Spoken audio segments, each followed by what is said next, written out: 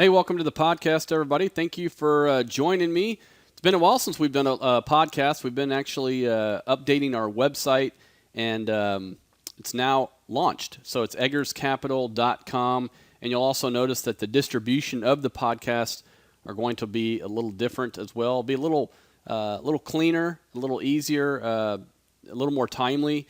So a lot of improvements across the board.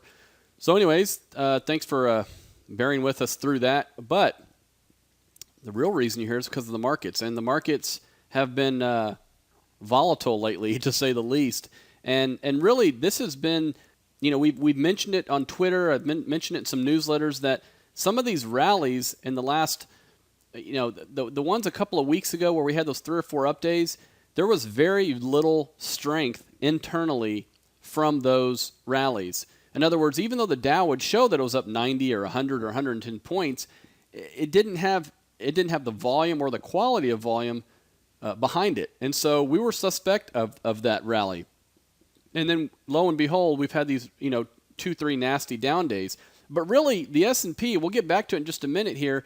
The S&P hasn't been the story, has it? It's been more about biotech. When you look at biotechnology stocks that have been just hammered, those are now down somewhere in the order of about 20% from their high.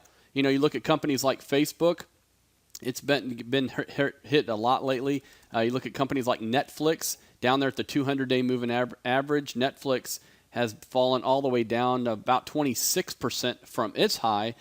So really all these momentum stocks, LinkedIn, this was a trade we had on back in February and did pretty well on it, and held it for about 2 weeks and sold it because it was in this channel. And once it got to the upper end, we took our profits and moved on. And luckily we did, because the stock went from around $200 down to $160. Now, it had a nice day today, and it could be a tradable bounce. But those are the things that I think, when you look at those types of companies, whether it's a Facebook or a Netflix or any of those, these may be tradable bounces. They may take you back up to here and then fall off again. So again, what we have to look at is the quality of the rally, because we know that the rallies prior to the sell-off in the S&P were pretty weak, but the sell-off had a lot of intensity. And what you've been seeing is there's been plenty of places to hide in this market, guys. There's been a lot of places to hide. There's been things that have been making money, real estate investment trusts, consumer staple stocks, some of the coal stocks, obviously utilities. Those things have been working. Emerging markets have been working. It's been the momentum stocks that have been getting hit hard. So it's been a rotation, not an all-out sell everything type of pullback. And that's good, because that's the maneuvering that we want to do. And so we took profits last week in things like financials, technology, all those things prior to that sell-off. And at least on the technology side, financials, we sold out of early yesterday, but we rotated into some of the things that are working. And that's what you have to do in this market right now, because there are places to hide. Now, what we're fearful of is that it turns into a correlation of one market where everything goes down together, right? That's what happened. The last time that probably happened was 2011, where we had that type of environment where it fell, 20%, and everything went down with it. We're not seeing that right now. So if you're diversified, if you're staying in some of the strong areas, you're doing okay through this. Gold's been working. All the things that weren't working last year are working this year, and the things that were the momentum things that had been working are getting crushed. But coming back to the S&P, you can see here that it hit off some pretty good support. And if you switch this to an hourly picture, let me scoot this out of the way here. So here's an hourly picture of the S&P. And if we go back all the way back to February 24th, so well over a month, you can see that this support here around 1840, and it bounced right off of it today. I'm always warning you of some of these bounces that are too convenient. Everybody was calling for a rally today, and lo and behold, we got a little bit of a rally. Nothing to write home about. The S&P was up, 6 points. The Dow was up about 13 points. NASDAQ had a pretty good day. It's been beat up the worst. So, the things that got hit the worst kind of bounced back today.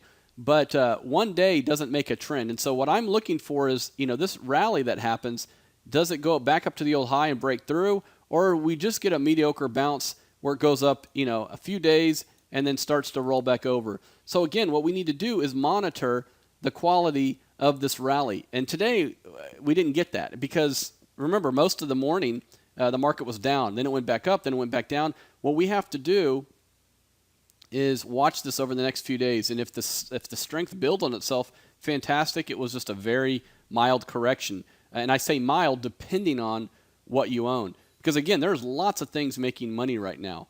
You just have to find those things. If the more diversified you are right now, probably the worse you're doing.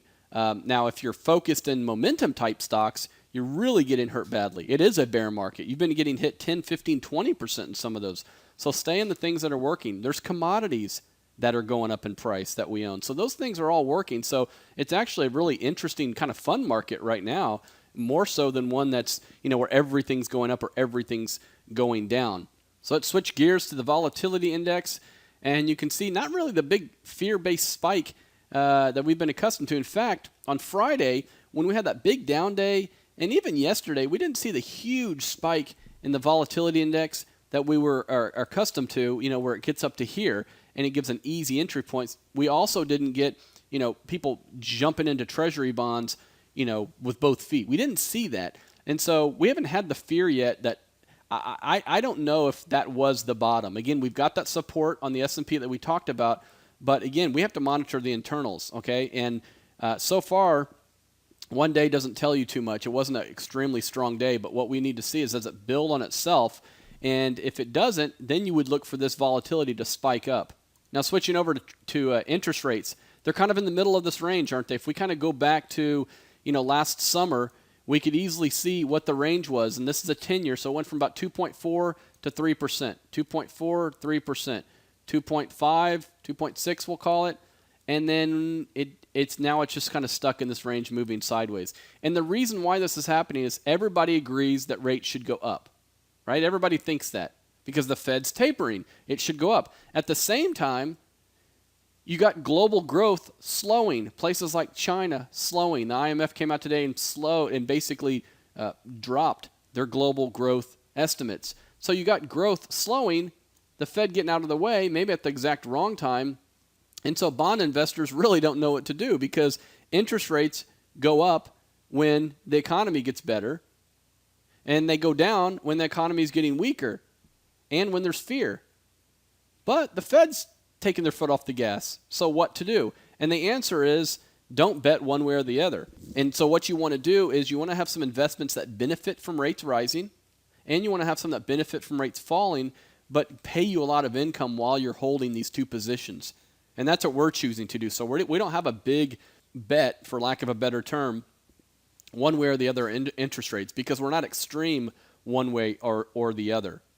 And most people try to position their portfolios to see if, hey, I'm going to position it because I think rates are going way up or way down. Don't do that. Maybe they move sideways for the next 6 months, okay? So watch that. Here's a picture of oil, same kind of deal. I don't think you have a huge advantage there. There's some indications that oil could fall, and again, if we get into a weaker economy, that could pull it down as well. But I'm not betting against it either.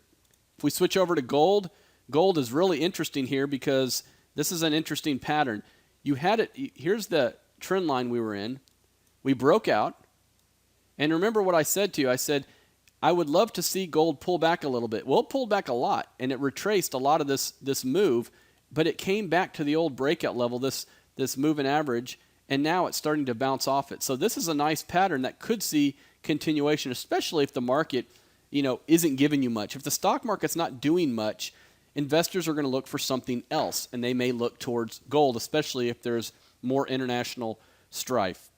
Okay, that's just a brief podcast today. Just wanted to give you an update, but the main thing that we're seeing is a rotation. Pay attention to the rotation. You've seen a rotation out of the growthy, expensive type stocks into the value, boring, dividend-paying stocks. That's what's been working. So don't shift everything over there, but pay attention to that because if you stay in what was working last year, you're probably getting hurt this year. All right, folks, thanks for joining me. Don't forget, check out the new eggerscapital.com. And, of course, there's links to Twitter and Facebook on there as well. And don't forget to tune into our weekly radio show. Talk to you soon.